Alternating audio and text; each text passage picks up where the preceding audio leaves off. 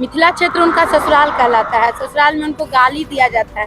हम लोग बहुत गाली देते हैं राम जी को।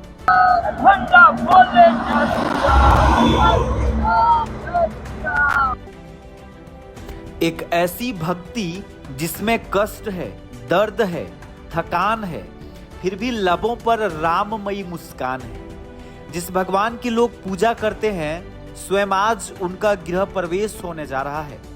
भगवान राम के ससुराल मिथिला की ये अनूठी भक्तिभाव काफी अलग है।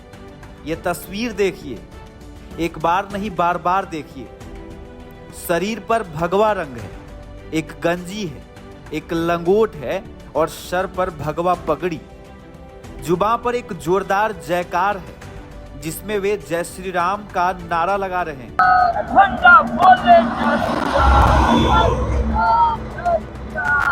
वे सबसे पहले एक सफेद रंग की मोटी चटाई रास्ते पर बिछाते हैं, जहां गाड़ियां सरपट दौड़ रही हैं। वो रास्ता जो पावन नगरी राम भूमि अयोध्या जाती है, उसी रास्ते पर ये कुछ ऐसा गतिविधि कर रहे हैं जो राम के लिए अति प्रिय होने जा रहा है। प्रभु श्री राम की भक्ति में ये श्रद्धालु मगन हैं। ये भक्त एक कठिन यात्रा कर रहे हैं। पहले चटाई बिछाते हैं, देखिए, फिर हाथ जोड़कर कुछ स्मरण करते हैं, फिर पेट के बल लेट जाते हैं, जिसे सनातन के इतिहास में दंडवत भी कहा जाता है। यह कठिन यात्रा है जिसे दंडवत से ही तय करनी है।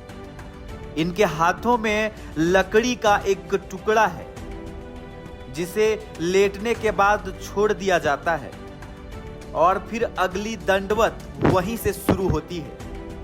आप तस्वीरों में साफ देख सकते हैं। अपने दाहिने हाथ और पीठ के बल उठते हैं और फिर वैसे ही लेट जाते हैं और ये क्रिया दिन रात चलती है जब तक कि वे थक नहीं जाते।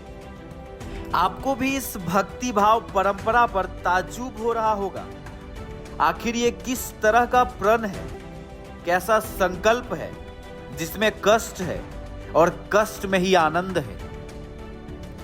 बहुधा ऐसी तस्वीर देखने को नहीं मिलती, लेकिन अगर आप ऐसी तस्वीर देख रहे हैं तो समझ लीजिए कि आप भारत जैसे आध्यात्मिक भूमि में हैं, जिसकी धार्मिक परंपराएं विश्व को अपनी ओर आकर्षित करती आई हैं।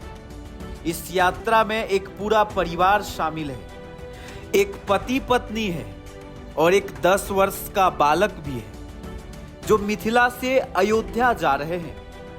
आने जाने वाले लोग भी हैरान हैं, पर शायद ये भक्ति का मैदान है जहां सीताराम की तरह ही अवंतिका और कामेश्वर पावन यात्रा कर रहे हैं, जिसमें अहिल्या जैसा तप है और भरत जैसा धैर्य है। ये स्वयं को राम का सेवक बता रहे हैं।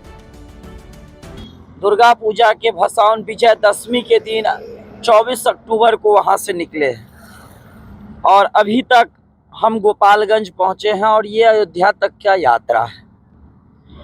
और ये यात्रा विश्व का पहला यात्रा है जो राम जन्मभूमि अयोध्या डंडी यात्रा कोई जा रहा है। आज तक सभी लोग पैदल यात्रा, गाड़ी से यात्रा, ट्रेन से यात्रा किए हुए थे। अयोध्या हमको डंडी यात्रा में दर्शन करना है, वहाँ प्रभु श्री रामचंद्र जी के दरबार में जाना। पति निर्णय अपने मन में लिए थे कि हम अकेले जाएंगे।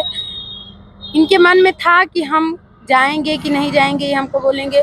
फिर बोले आप मंदिर पर हैं, मंदिर पर सेवा दीजिए।